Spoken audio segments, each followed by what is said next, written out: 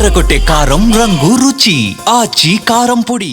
కేంద్ర ప్రభుత్వం పేద రోగుల కోసం జాతీయ ఆరోగ్య మిషన్ కింద కోట్లాది రూపాయలు ఖర్చు చేస్తుంటే కొంతమంది వైద్య అధికారులు కాంట్రాక్టర్లు కుమ్మక్కై ఆ నిధులతో జేబులు నింపుకుంటున్నారు. రోగ నిర్ధారణ కోసం ఏర్పాటు చేసిన తెలంగాణ డయాగ్నోస్టిక్స్ హబ్ కు శాంపిల్స్ తీసుకువచ్చే వాహనాల వినియోగంలో అంత గోల్మాల్ అన్నట్టుగా సాగుతోంది.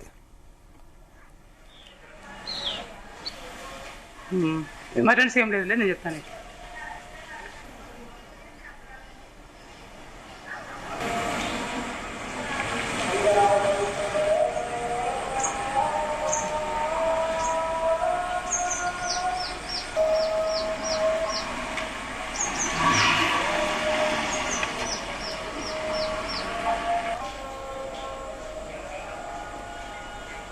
సంగారెడ్డి జిల్లాలోని ఏరియా ఆసుపత్రులు పీహెచ్సీల నుంచి రోగ నిర్ధారణ కోసం సేకరించిన శాంపిల్స్ ని జిల్లా కేంద్రంలోని టీ హబ్ కు జీపీఎస్ ఉండే ప్రత్యేక వాహనాలు తీసుకురావాల్సి ఉండగా నిబంధనలకు నీళ్లు వదులుతూ ఓన్ ప్లేట్ వెహికల్స్ లోనే శాంపిల్స్ తెస్తున్నారు.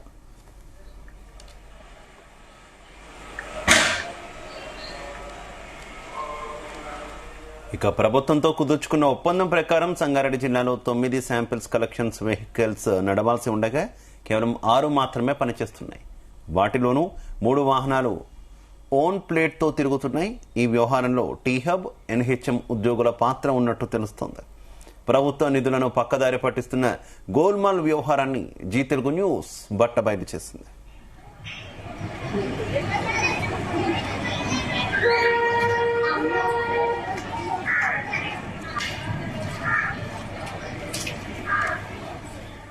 రైట్, ఇదే విషయానికి సంబంధించి మరింత సమాచారం మా కరెస్పాండెంట్ నగేష్ అందిస్తారు. నగేష్, సంగారెడ్డి జిల్లాలోని డయాగ్నోస్టిక్ హబ్ లో అంతా గోల్మాల్ జరుగుతుంది. ముఖ్యంగా ఏవైతే శాంపిల్ కలెక్షన్ వెహికల్ ఉంటాయో వాటికి సంబంధించి పూర్తిగా నిధుల దుర్వినియోగం జరుగుతుందని చెప్పుకోవచ్చు. ముఖ్యంగా ఎన్హెచ్ఎం నేషనల్ హెల్త్ మిషన్ ఏదైతే ఉంటుందో దానికి సంబంధించి గ్రామీణ ప్రాంతాల నుంచి, పట్టణ ప్రాంతాల నుంచి, ఏరియా ఆసుపత్రులు, పిహెచ్సిల నుంచి ఏవైతే రోగులకు సంబంధించి రోగ నిర్ధారణ చేసే శాంపిల్స్ అయితే కలెక్ట్ చేస్తూ ఉంటారు. ఇందుకోసం ప్రభుత్వం ప్రతి ఏడాది ఒక కాంట్రాక్టర్ కు ఇస్తూ ఉంటుంది. సంగారెడ్డి జిల్లాలో అలా 9 వెహికల్స్ కోసం అయితే ఒక సంవత్సర కాలంగా కాంట్రాక్ట్ నడుస్తుంది. అయితే ఈ కాంట్రాక్ట్ లో దాదాపుగా మొత్తం అంతా గోల్మాల్ జరుగుతుందని చెప్పుకోవచ్చు. 9 వాహనాలు కేవలం 6 వాహనాలే నడుస్తున్నాయి. ఆ 6 వాహనాలకు కూడా వాటికి సంబంధించి ప్రతి వెహికల్ కు జీపీఎస్ కనెక్షన్ ఇవ్వాల్సి ఉంటుంది. ఎప్పుడు ఈ వాహనం ఎక్కడ ఉంది, ఏ ఏరియాలో ఉంది, ఏ బిహెచ్సి దగ్గర ఉంది, ఏ ఏరియా ఆసుపత్రి దగ్గర ఉంది అనేది పూర్తి స్థాయిలో వివరాలు సేకరించేందుకు జీపీఎస్ అనేది ఏర్పాటు చేస్తారు. కానీ సంగారెడ్డి జిల్లాలో అలాంటి వ్యవహారం లేదని చెప్పుకోవచ్చు. ప్రభుత్వం సూచనల మేరకు ఏవైతే వాహనాలు సిద్ధం చేయాల్సి ఉండగా శాంపిల్ కలెక్షన్ వెహికల్ అని చెప్పి ప్రత్యేకమైన ముద్రతోని వెళ్లాల్సిన వాహనాలు అవి పక్కన పెట్టేసి ప్రైవేట్ వాహనాలు 3 తిరుగుతున్నాయి. పూర్తిగా 9 వాహనాలకు 6 వాహనాలే నడుస్తున్నాయి. వాటిలోనూ 3 వాహనాలు ఇలాంటి నడుస్తూ ఉన్నాయి. అయితే దీనిపైన సంగారెడ్డి డిఎంహెచ్ఓ వివరణ కోరేందుకు ప్రయత్నించేగా ఆయన వేరే ఫోన్ లో బిజీగా ఉన్నారని చెప్పారు. అయితే ఈ విషయం డిఎంహెచ్ఓ కూడా తెలిసే ఉంటుందని చెప్పి అక్కడ ఉన్న ఉద్యోగులు అనుకుంటూ ఉన్నారు. ఈ తతంగంలో మొత్తంగా నేషనల్ హెల్త్ మిషన్ ఉద్యోగులు కావచ్చు, తెలంగాణ డయాగ్నోస్టిక్ హబ్ ఉద్యోగుల పాత్ర ఉన్నట్టుగా తెలుస్తుంది. ఎవరైతే కాంట్రాక్టర్ ఉంటారో ఆయన 9 వెహికల్స్ కోసం నెలకు 5,70,000 రూపాయలు అయితే బిల్లు తీసుకుంటూ ఉన్నారు.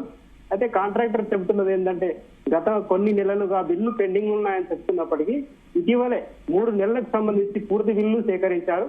దాదాపు 17 లక్షల రూపాయలు అయితే కాంట్రాక్టర్ కు ప్రభుత్వం చెల్లించింది.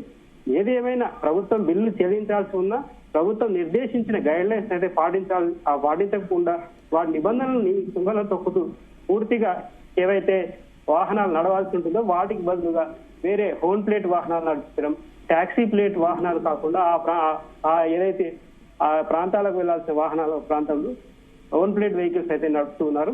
దీనికి సంబంధించి టీ హబ్ ఉద్యోగులు కావచ్చు, మేనేజర్ని అడిగితే ఆయన కూడా తనకేం తెలియదన్నట్లుగా మాట్లాడారు.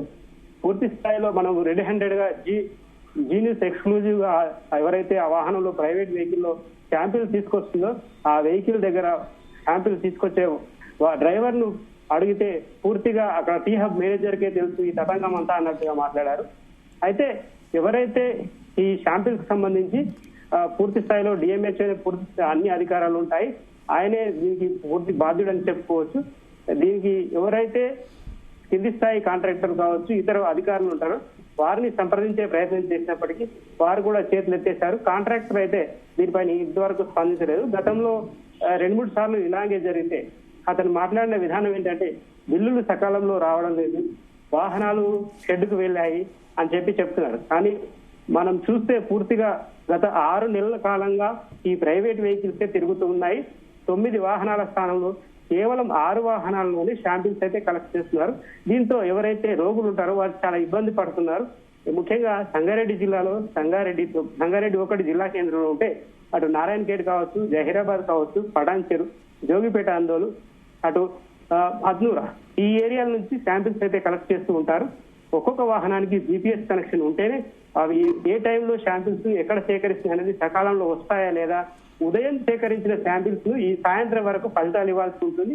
అయితే ఈ 6 వాహనాలలో నడవడంతో చాలా వరకు ఫలితాలు ఆలస్యం అవుతున్నాయి. ఇంకా కొన్ని విషయాలు ఏంటంటే ఈ ఉష్ణోగ్రత ఏవైతే శాంపిల్స్ తీసుకొచ్చే క్రమంలో ఆ సర్టైన్ ఉష్ణోగ్రతలో ఆ శాంపిల్స్ అయితే భద్రపరచాల్సి ఉంటుంది ఆ కారులో.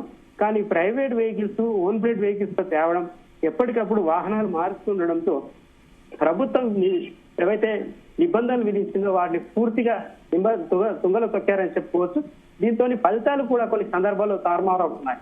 దీంతో కొంతమంది పేషెంట్లు ఎవరైతే షుగర్ కావచ్చు, బీపీ కావచ్చు, ఇతర రోగాలు నిర్ధారణ చేసుకోవడానికి ఆ ప్రాంతీయ ఆసుపత్రులు, పిహెచ్సిలు, బస్తీ దవాఖానాలకు వెళ్లే వారికి అయితే చుక్కలు కనిపిస్తున్నాయి. వారు కొన్ని సమయాల్లో ఆందోళన చెంది ప్రైవేట్ ఆసుపత్రికి వెళ్లి లక్షలు ఖర్చు చేసుకుంటున్న పరిస్థితి అయితే ఉంది.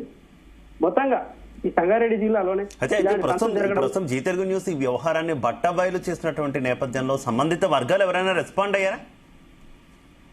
ఈ విషయం మనం డిఎంహెచ్ఓను అడిగే ప్రయత్నం చేశాం. సంగారెడ్డిలో వసంతరావు డిఎంహెచ్ఓ ఉన్నారు.